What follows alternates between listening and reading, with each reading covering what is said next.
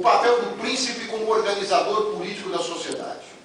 Ele vai lá, Maquiavel, mostra o papel do príncipe naquele momento da história, passa por Gramsci quando o partido político é o organizador, e chega ao momento atual, quando ele constata que o organizador da sociedade não é nem mais o príncipe de Maquiavel, nem mais, pelo menos na análise do Yanni, o partido político do Gramsci, e sim a televisão, como o novo príncipe eletrônico a organizar a sociedade.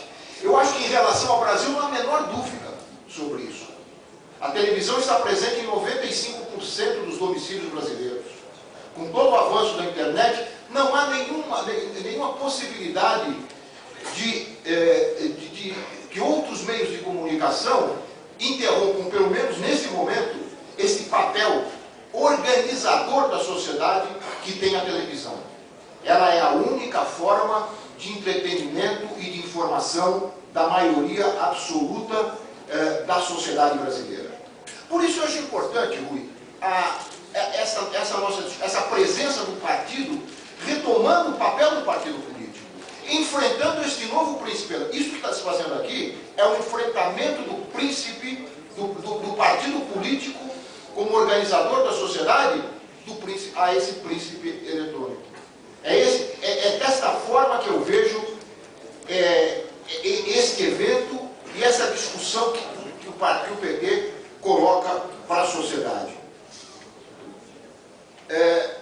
E qual é a função, que eu acredito que seja uma função quase que didática, que nós temos pela frente? Que é desmentir esta propaganda que faz cotidianamente a mídia em relação a qualquer tentativa de regulação dos meios de comunicação, chamando de censura. A mídia tem uma capacidade sofisticada de eleger um tema que é caro à sociedade liberal burguesa, especialmente às classes médias, mas que isso se espalha por toda a sociedade, que é o tema das liberdades democráticas contrapondo-as à censura. É um simbolismo de fácil entendimento. Ninguém pode se manifestar a favor da censura. E coloca isso como rótulo daqueles que têm uma prática que é contra a censura. Quem posta, como o Vinícius já demonstrou a larga aqui, quem posta a toda a sociedade pelos meios de comunicação. O enfrentamento desse obstáculo, dessa barreira, é muito difícil. Porque, ainda mais aqui na nossa história mais recente, porque nós vivemos um período de uma combinação que eu considero uma combinação altamente perversa entre o fim da ditadura cívico-militar brasileira e a ascensão do neoliberalismo. De um lado, há o fantasma da censura, o fantasma das práticas ditatoriais que todos combatem. De outro lado, quase que simultaneamente, convergindo no mesmo momento, a ascensão do mercado como senhor de todas as coisas.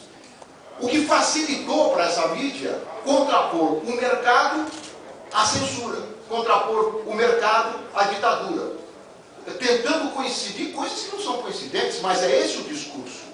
É essa ideologia que se passa, que é passada para toda a sociedade. E chegam a ponto de dizer, por exemplo, que, no caso da televisão particularmente, a escolha de um canal é uma escolha democrática. E eu lembro o livrinho do Bourdieu, que já se tornou clássico, sobre a televisão, quando ele diz claramente que a audiência é simplesmente uma sanção do mercado. As escolhas são feitas a partir de ofertas pré-determinadas e reduzidas. Há uma escolha, é verdade, mas é uma escolha eminentemente mercadológica de uma oferta altamente reduzida. Por isso, é perigoso a repetição que eu vejo sendo feita por várias pessoas de um chavão, que é meio um jogo de palavras também de fácil assimilação, tem um caráter ideológico, que é repetido pelo Jô Soares, pelas grandes redes, todas, que o melhor controle é o controle remoto.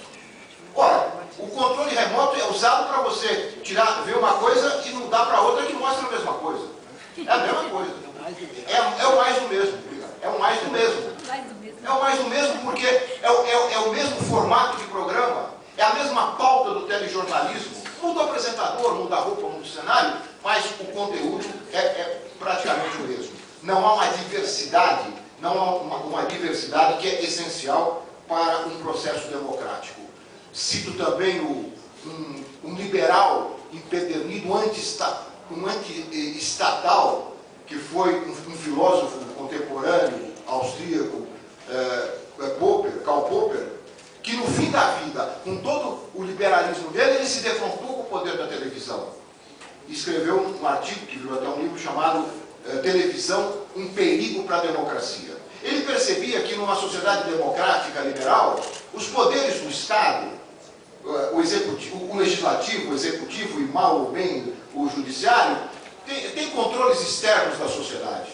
Então aí os companheiros parlamentares que sabem o que é ralar cada 4 anos para numa campanha eleitoral. Ali há uma possibilidade da sociedade renovar os detentores desses poderes. O único poder que se sobrepõe a esses poderes na sociedade moderna, que é esse o princípio eletrônico, não tem nenhuma forma de, pelo menos aqui no Brasil, nenhuma forma de controle e de avaliação.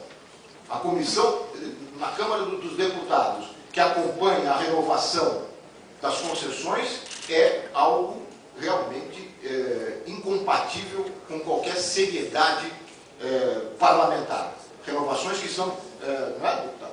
Renovações que são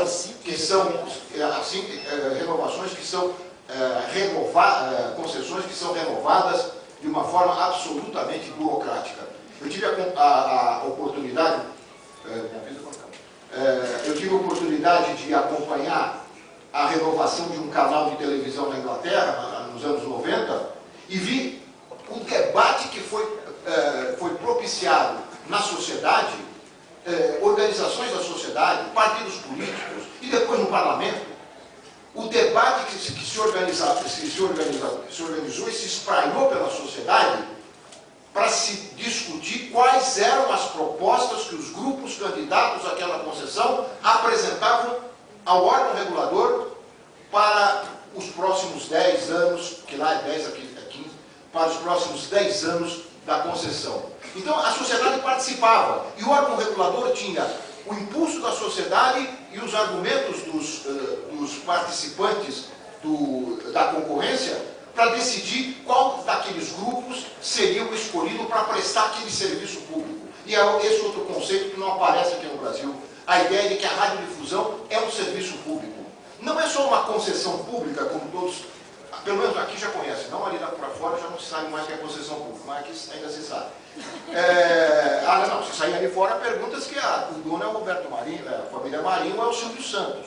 Ninguém sabe que são empresas concessionárias de serviços de rádio e televisão. Mas a discussão era para se saber se aquele concessionário estaria naquele momento prestando esse tipo de serviço público que faltava na complementariedade da grade das emissoras de televisão que já compunham naquele momento. Então, cada serviço público tem que atender um determinado público, para que a outra atenda outro. Isso se faz num momento de outorga de concessão e num momento de renovação de concessão. Coisa que, infelizmente, nós desconhecemos aqui no Brasil.